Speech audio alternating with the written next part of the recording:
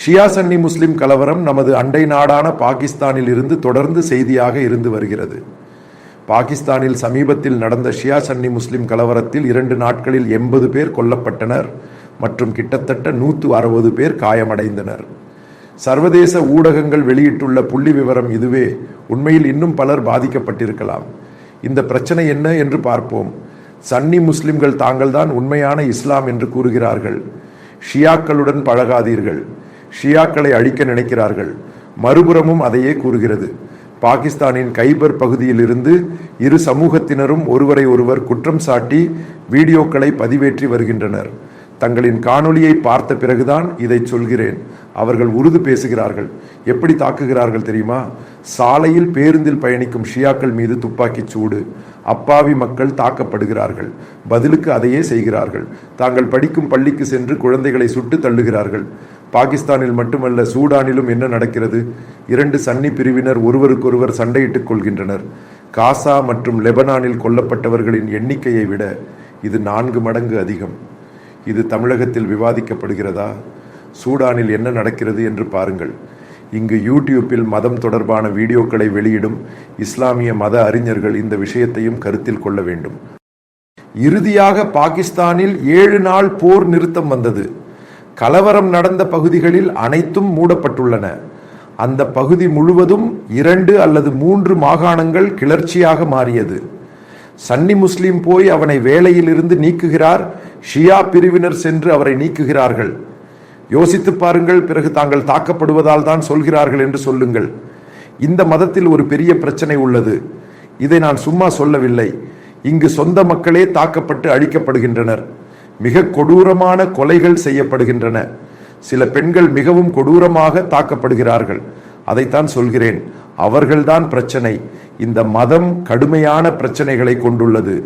முதலில் இதற்கு ஒரு தீர்வை உருவாக்குங்கள். அதன் பிறகு சர்வதேச பிரச்சனைகளில் ஈடுபடுங்கள். ஈரானில் என்ன நடக்கிறது? இது நடக்கிறதல்லவா? ஈராக்கில் என்ன நடந்தது? இதுதான் சரியாக நடக்கிறது. இவ்விரு குழுக்களுக்கும் நீண்ட நாட்களாக கருத்து வேறுபாடு நிலவி வருகிறது. ஏமனில் என்ன நடக்கிறது? உலகில் எங்கும் அவை ஒன்றுக்கொன்று இணைந்து வாழ்வதில்லை.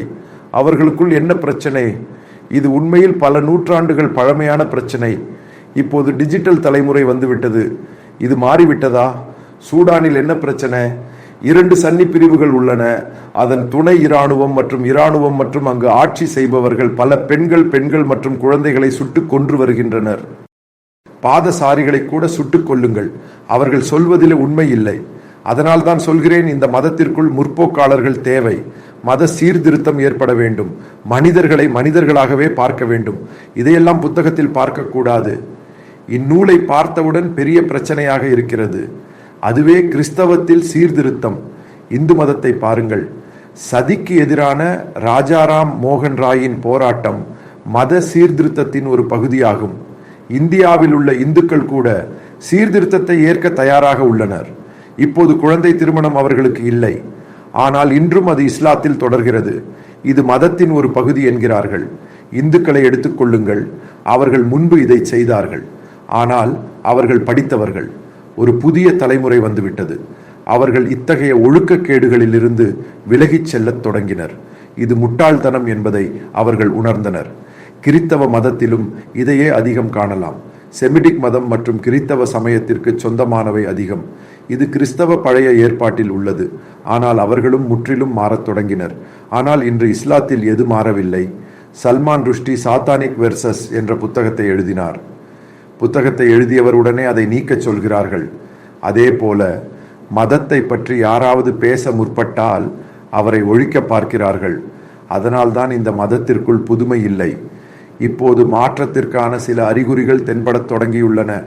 அதாவது பெண்களுக்கு சுதந்திரம் வழங்கப்பட வேண்டும். பெண்களை சாக்கு மூட்டையில் சுமக்க வேண்டாம்.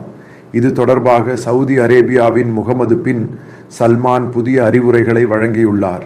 பின்னர் மாற்றம். ஏனெனில் இந்த வஹாபிசம், சலபிசம், ஷியா, சன்னி போன்றவை ஒரு பெரிய பைத்தியக்காரத்தனம். அதன் ஒரு அங்கமாக எழும் பிரச்சனைகள் தான் இந்த உலகில் அமைதியை மிகவும் கெடுக்கும். அவர்கள் மட்டும் இருக்கும் பாகிஸ்தான் போன்ற பகுதிகளில் என்ன பிரச்சனை? அங்கே கிறிஸ்தவர்கள் இல்லையா? ஒரு யூதர் கூட இல்லை. ஒவ்வொரு நாளும் அங்கு தாக்குதல்கள் நடக்கின்றன. அப்படியானால் இந்த மதத்தின் தேவை என்ன? யோசித்து பாருங்கள். இதை சொன்னால் சிலர் என்னை தாக்குவார்கள். இந்த மதம் எதற்கு என்று நீங்களே சிந்தியுங்கள். இந்த மதம் யாருக்காக? எல்லா மதங்களும் மனிதனுக்கானது என்று கூறப்படுகிறது. ஆனால் உள்ளுக்குள் மாற்றங்கள் இருக்க வேண்டும். புத்தகத்தில் உள்ளபடி எல்லாம் இருக்கிறது என்று பதில் வந்தால் புத்தகத்தை நினைத்து பாருங்கள். அவ்வளவுதான் என்னால் சொல்ல முடியும்.